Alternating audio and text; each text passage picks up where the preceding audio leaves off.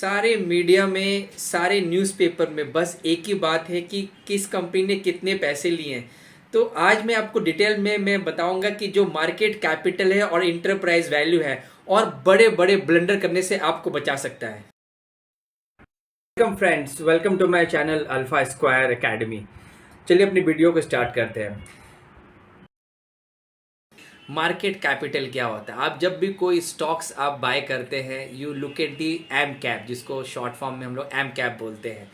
Market capital मतलब nothing but अगर promoter पूरी कंपनी अगर बेचना चाहे तो आप कंपनी कितने में खरीद सकते हो, ये बताता है मार्केट कैपिटल। अभी लेट से एक कंपनी है, उसका वैल्यू है 100 रुपये, मतलब मार्केट कैप है 100 रुपये। तो ये इसका मतलब ये है कि 100 रुपये में आप वो पूरी कंपनी खरीद सकते हो, प्रोवाइडेड अगर वो प्रमोटर उस कंपनी को बिक्री करने के लिए रेडी है। ये हो गया मार्केट कैपिटल। अब सेकंड चलते हैं इंटरप्राइज वैल्यू। इंटरप्राइज वैल्यू ये होता है जो एक्चुअल वैल्यूज़ है कंपनी की, वो बताता है। अगर मान लीजिए मार्केट कैपिटल अगर 100 रुपये है और इंटरप्राइज वैल्यू है आपका 150 रुपये, इसका मतलब क्या हुआ आप मुझे बताइए। इसका मतलब वो हुआ कि वो कंपनी की जो प्राइस है, वो मार्केट कैप, वो 100 रुपये नहीं है, उसका मार्केट कैप है 150 रुपया। मतलब आप अगर जो ये कंपनी 100 रुपया में लेगा उसको 150 रुपये, मतलब 50 रुपया और एक्स्ट्रा उसको पटाने पड़ेंगे, मतलब उसको चुकाने पड़ेंगे। वो डेट है कंपनी पे, एक्चुअल वैल्यू उसकी 100 रुपये है।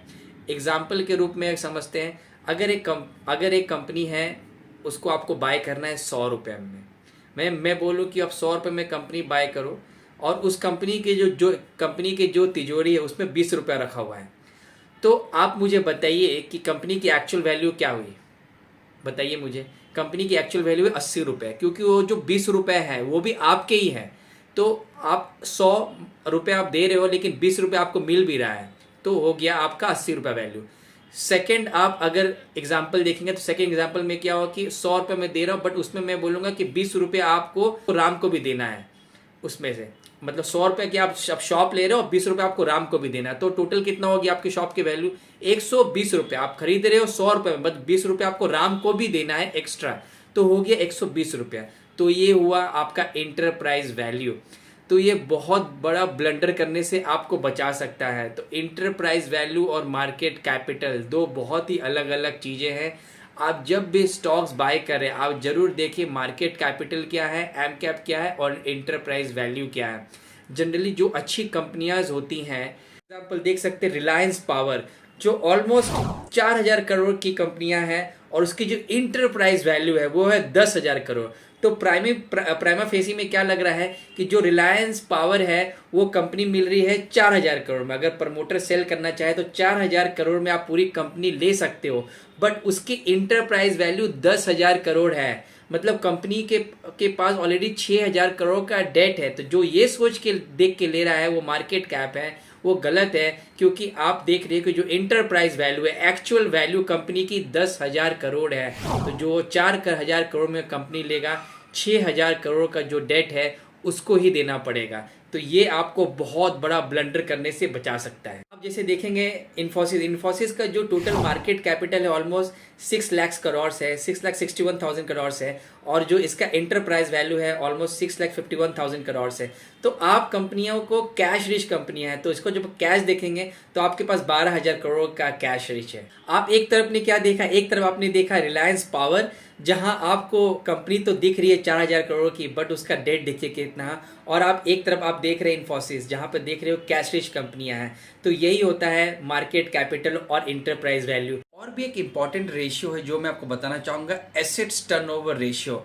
तो जो बड़ी बड़ी फैक्ट्रीज और कैपिटल इंटेंसिव कंपनी, उनके पास असेट्स होते हैं। जैसे बैंक के पास असेट्स क्या है, जो वो लोन देते हैं जिनको, वो उनके लिए असेट्स है। तो हम लोग बैंक में क्या देखते हैं, आरओए, रिटर्न ऑन असेट्स कैसा है। तो वैसे ही एसेट्स टर्नओवर भी देखते हैं। एसेट्स टर्नओवर को आप सिंपल टर्म्स में समझ सकते हैं कि एक मान लीजिए ओला ड्राइवर है राम, एक है ओला ड्राइवर श्याम। अब ओला ड्राइवर दिन भर ओला चलाता है और 10 पैसेंजर्स को अपने कार में यूज़ करता है। तो 10 पैसेंजर्स को राम यूज़ करता है और श्याम जो है दिन भर में सिर्फ 5 पैसेंजर ही बैठा पाता है। तो आप मेरे को बताइए कि किसने अच्छे से अपने एसेट्स का यूटिलाइजेशन किया है? राम ने, क्योंकि राम ने 10 पैसेंजर्स को अपने गाड़ी में बैठाया तो उसके पास ज़्यादा पैसे आएंगे, श्याम ने 5 पैसेंजर को बैठाया तो उसके गाड़ी में कम पैसे आएंगे। तो यही होता है एसेट्स टर्नओवर, कि कोई भी कंपनियां, जो बड़ी बड़ी कंपनियां, जो कैपिटल इंटेंसिव कंपनियां होती है, फैक्ट्रीज होते हैं, वो अपनी कैपिटल का यूटिलाइजेशन कैसे करते हैं, तो इसको बोलते हैं assets turnover ratio. Generally industry financial rule में ये 1% मोर देन 1 होना ही चाहिए। तो आप जब भी ऐसी कंपनियां देखिए, एफएमसीजी हुआ या कैपिटल इंटेंसिव सीमेंट कंपनी हुआ, तो आप देखिएगा कि जो एसेट्स टर्नओवर है, एसेट्स का टर्नओवर क्या है। तो ये सब चीज़ों पे आप यहाँ पर आप ध्यान रखिए।